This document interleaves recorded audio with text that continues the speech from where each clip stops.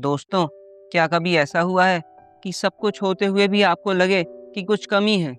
घर है, परिवार है, काम है, फिर भी मन के किसी कोने से एक आवाज़ आती है, क्या बस यही ज़िंदगी है?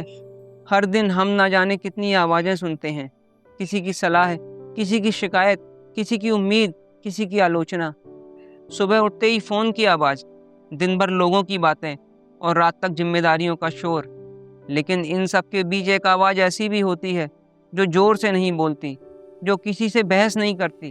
वो बस चुपचाप हमारे भीतर रहती है और इंतज़ार करती है कि हम एक बार उसकी बात सुन लें।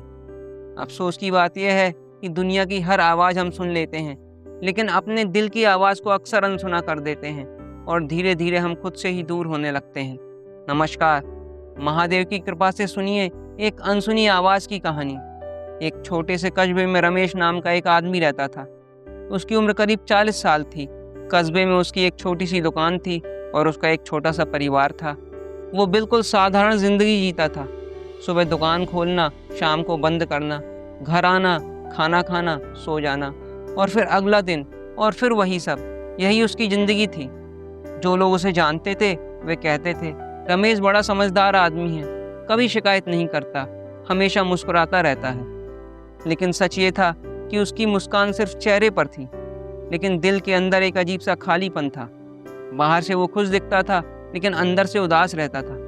उसे खुद भी नहीं पता था कि आखिर कमी किस चीज़ की है। सब कुछ तो था उसके पास, फिर भी कुछ अधूरा था। दिन भर वो आवाज़ों से घिरा रहता। ग्राहक कहते, भैया जल्दी कीजिए। घर वाले कहते, ये काम भी करना है। रिश्तेदार कहते, थोड़ा और मेहनत करो। और समाज कहता, ऐसे ही जीना पड़ता है। धीरे धीरे रमेश ने भी मान लिया था कि शायद जिंदगी का मतलब सिर्फ जिम्मेदारियां निभाना ही होता है। उसने अपने मन की हर इच्छा को एक एक करके दबा दिया था। उसे याद ही नहीं था कि आखिरी बार उसने अपने लिए क्या किया था। फिर एक रात कुछ ऐसा हुआ जिसने उसकी जिंदगी बदल दी। तेज बारिश हो रही थी। दुकान बंद करके रमेश घर लौट रहा था।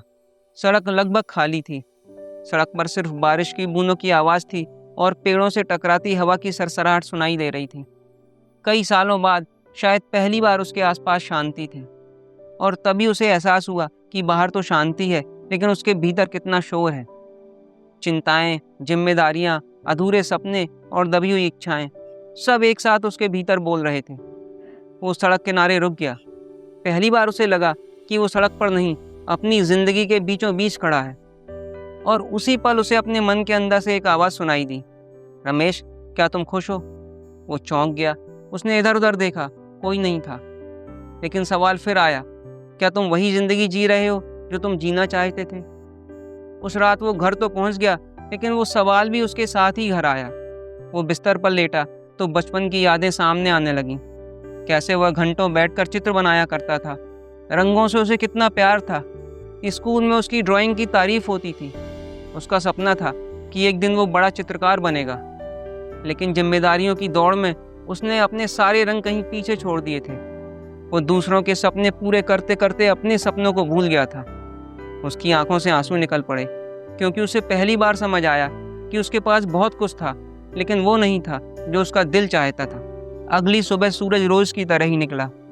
दुकान वही थी, लोग वही थे, काम वही था, लेकिन रमेश बदलने लगा था। उसने एक पुरानी कॉपी निकाली और पहले पन्ने पर लिखा, आज से मैं अपनी अंदर की आवाज़ सुनूंगा। बस एक लाइन, लेकिन वही लाइन उसकी नई जिंदगी की शुरुआत बन गई। उसने रोज़ 10 मिनट अपने लिए निकालने शुरू किए। पुरानी पेंसिलें ढूंढी, रंग खरीदे और वर्षों बाद उसने फिर से चित्र बनाना शुरू किया। वो दिन भर काम करता, लेकिन रात को थोड़ा समय चित्र बनाने में बिताता। शुरुआत में हाथ कांपते थे, रेखाएं सीधी नहीं बनती थीं, लेकिन उसे खुशी मिलती थी। वो खुशी जो वर्षों से कहीं खो गई थी। लोग हंसने लगते।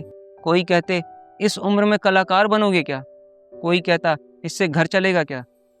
लेकिन रमेश अब पहले वाला रमेश नहीं था। वो मुस्कुरा देता, क्योंकि पहली बार वो दुनिया की आवाज़ नहीं, अपने दिल की आवाज़ सुन रहा था। कुछ महीने बीत गए। उसकी दुकान वही रही, उसकी कमाई भी लगभग वही रही, लेकिन उसके चेहरे पर कुछ बदल गया था। अब उसकी मुस्कान नकली नहीं थी। अब उसके चेहरे पर एक सुकून था, एक शांति थी, एक ऐसी शांति जो उसे कई सालों से नहीं मिली थी।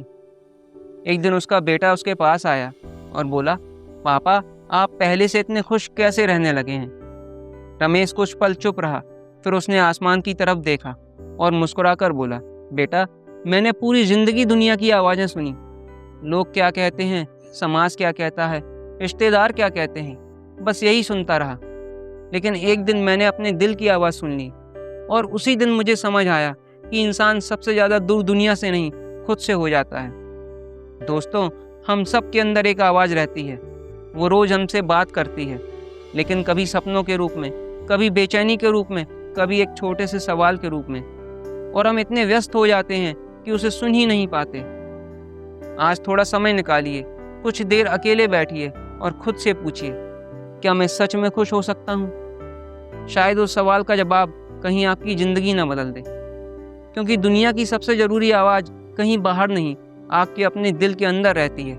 और जिस दिन हम उसे सुन लेते हैं, उसी दिन हम खुद से फिर से मिल लेते हैं। अगर यह कहानी आपके दिल को छू गई हो तो कमेंट में लिखिए, मैं अपनी आवाज़ सुनूंगा। कहानी को लाइक करिए, शेयर करिए और ऐसी ही दिल छू लेने वाली कहानियों के लिए मेरे चैनल कथा भाव और एक कहानी को सब्सक्राइब करना मत भूलिए। हम फिर मिलेंगे एक नई कहानी के साथ। जय महादेव। धन्यवाद।